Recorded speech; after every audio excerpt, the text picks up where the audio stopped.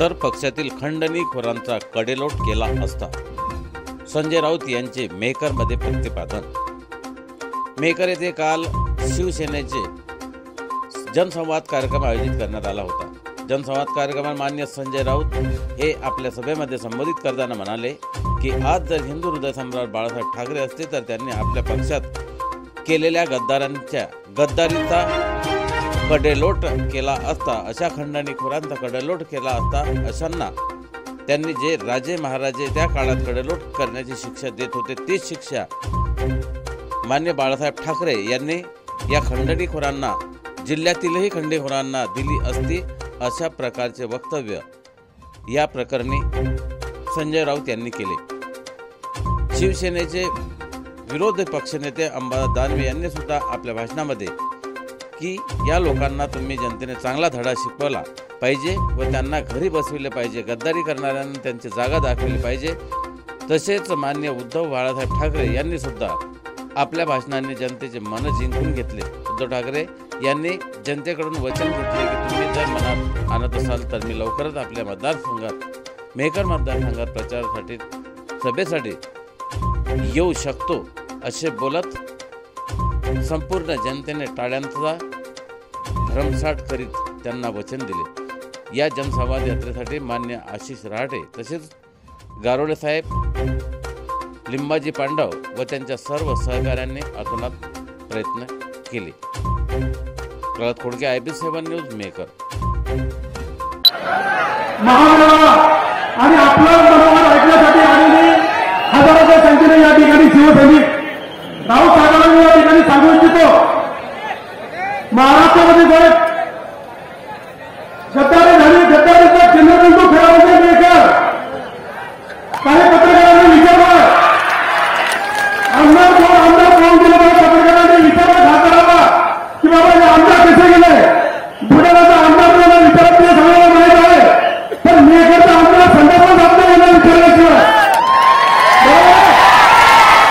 खासदार म्हणजे हे आमदार गेले माहिती मी शेतामध्ये फिरणे काय होतो, बाजारात 4 तारखेला निकाल आहे आणि 7 तारखेला बाथरूमची फिरणी लागते, शेतामध्ये फिरणी करायला जायचं आहे, आपण पाहणार का?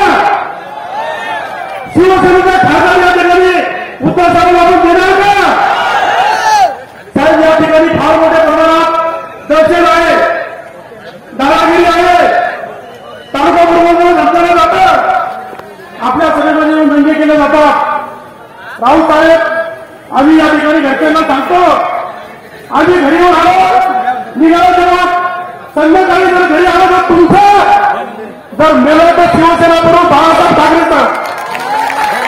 अनेक लोकांनी हमले करण्याचे प्रयत्न केले, अनेक लोकांनी या ठिकाणी दाबण्याचे प्रयत्न केले, पण शिवसेना प्रमुखांनी शिवसैनिक आले, साहेब हे शिवसैनिक तुमच्या पाठीशी उभे आहे। या जिल्ह्यामध्ये गद्दारी जरी झाली तरी या ठिकाणी 2 आमदारांच्या ऐवजी 3 आमदार आणि 1 खासदार या मातृदुर्ग जिल्ह्यामध्ये दिल्याशिवाय या शिवसैनिक स्वस्त बसणार नाही, हा शब्द मी या ठिकाणी देतो आणि भाजपा साहेबांना या ठिकाणी मनापासून स्वागत करतो। धन्यवाद।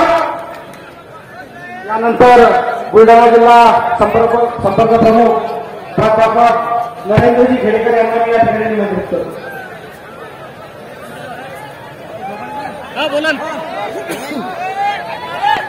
हिंदवी स्वराज्याचे संस्थापक छत्रपती शिवाजी महाराज।